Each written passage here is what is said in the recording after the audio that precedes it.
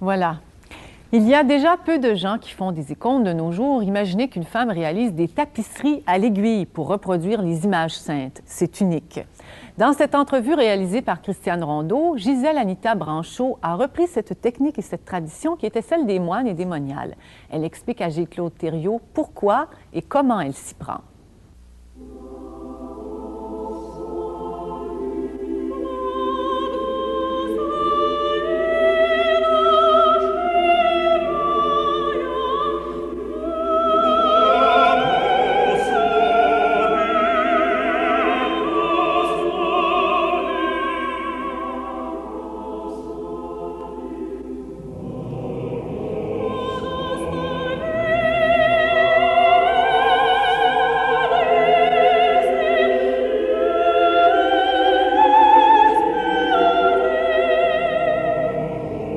Habituellement, je commence par l'auréole. L'auréole qui est le signe de la sainteté. Et tout de suite, ça me situe moi-même là, que je travaille dans quelque chose qui est sacré, quelque chose de saint. Parce que l'icône, c'est pas une image pieuse ordinaire.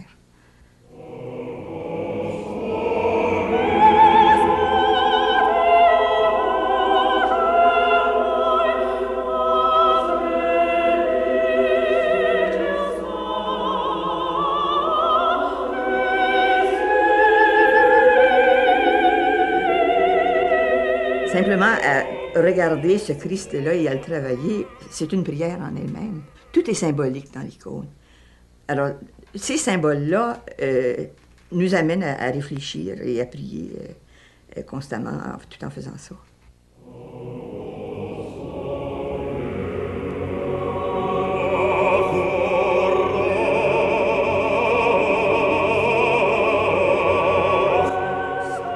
Il y a des lois très sévères et qu'il faut suivre. Autrement, ça peut être beau, mais c'est pas une icône. Pour le Christ Pantocrator, celui qui a créé tout ça, c'en est un, la loi vraiment, pour le vêtement, j'ai le droit de l'habiller soit ce qui touche à sa peau. Parce qu'il est Dieu, on va l'habiller en pourpre, rouge foncé. C'est le signe de la royauté, c'est le signe de la divinité. Par-dessus, parce qu'il a revêtu la nature humaine, on lui donne une couleur terrestre, soit le bleu ou le vert. Alors, et il est presque enveloppé comme s'il voulait cacher sa divinité. Quand on verra tout à l'heure une icône de la Vierge, on va voir que l'icône de la Vierge, je pense qu'il y en a une juste ici, l'icône de la Vierge, c'est juste l'opposé. Ce qui touche à sa peau, parce qu'elle n'est pas Dieu, elle, c'est bleu. Ou donc ça pourrait être vert, terrestre. Une couleur terrestre, parce qu'elle est d'abord... mais non, parce qu'elle est mère de Dieu, elle a droit à la pourpre, mais par-dessus. Alors, c'est déjà un point de théologie, parce que l'icône, c'est la théologie en image. Ce que l'Évangile dit en mots, en paroles, l'icône le dit en couleurs. Il y a une raison pourquoi sur toutes les icônes, ou à peu près les yeux, nous apparaissent toujours immenses. Parce que c'est ça qui est important. C'est ça qui est important. Parce que ces personnes-là voient, ils sont déjà dans la vision béatifique. Ils voient Dieu. Et alors, tous les autres sens, par exemple, les oreilles sont toutes petites, la bouche est toute petite. Parce qu'ils n'ont plus besoin des sens rendus de l'autre côté. Ce qu'ils voient, c'est Dieu. Alors, c'est juste les yeux qui sont importants.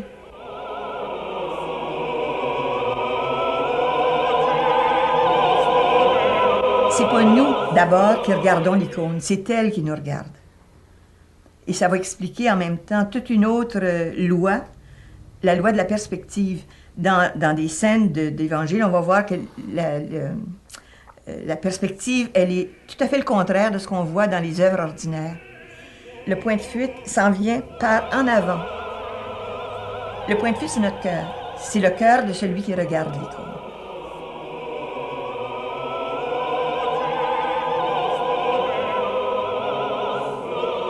On écrit une icône.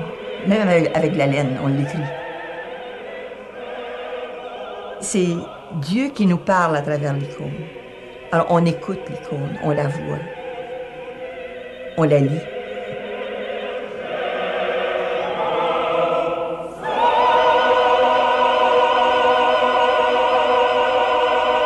Les personnages échappent aux lois humaines, par exemple de l'espace justement, ou de la chronologie. Ou du réalisme. Ou du réalisme.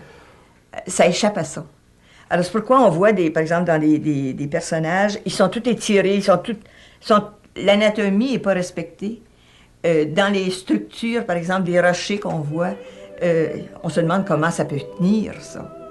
Je pense à l'icône du baptême de Jésus où Jean-Baptiste est au bout d'un rocher. On dit comment il peut faire pour tenir là. Ça échappe à tout ce qui est terrestre.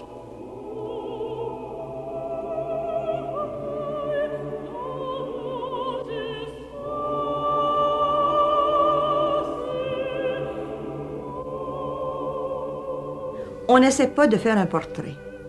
C'est certain que ce n'est pas Jésus tel qu'il était quand il vivait. Et il y a des gens qui sont rebutés par ça.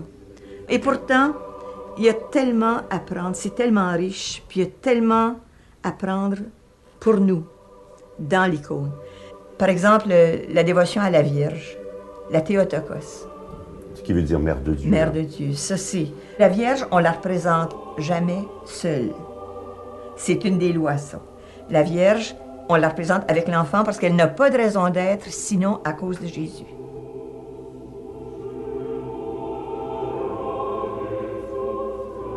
Si on regarde le Pantocrator, le Christ, il y a des lettres, et on voit souvent ça dans les icônes, qu'il y a des lettres grecques ou... Oui. Et aussi dans l'icône, comme dans celle-ci, par exemple, où on a les...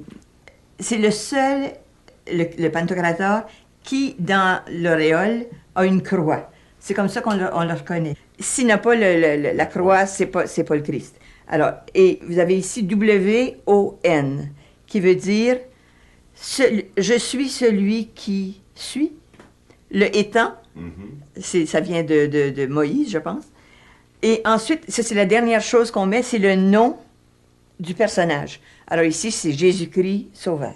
Les icônes ne sont jamais elles-mêmes signées par ceux ou celles qui Et il y a plusieurs raisons pour ça.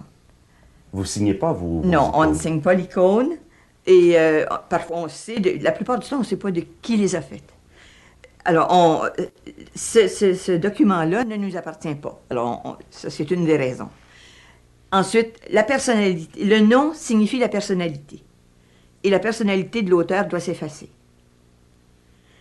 Et ensuite, il y a l'inspiration qui vient de l'Esprit Saint. Alors, je ne peux pas me l'attribuer non plus.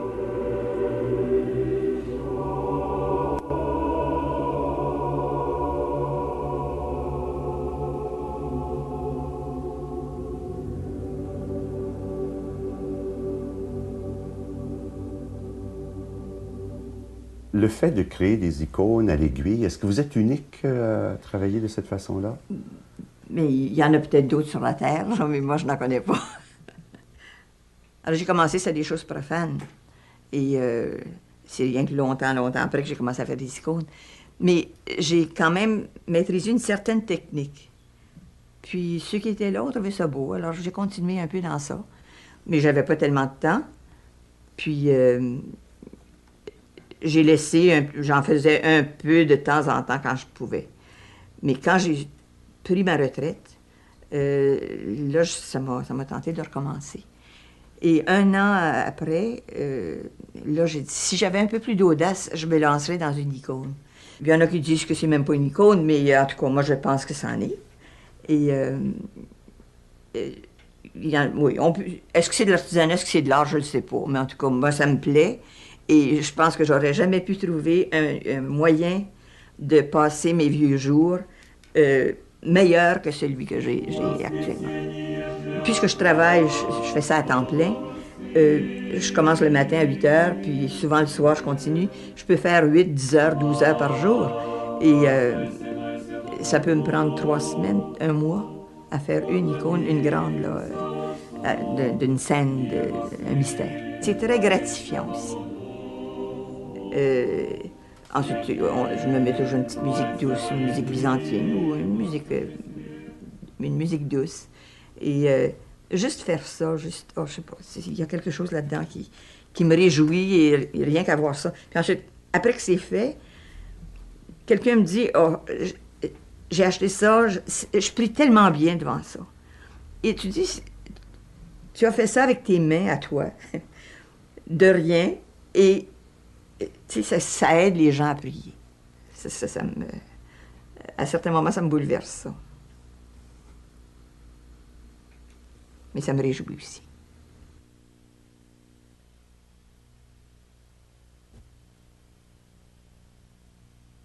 Donc, vous avez choisi, à la fin de votre vie, Oui.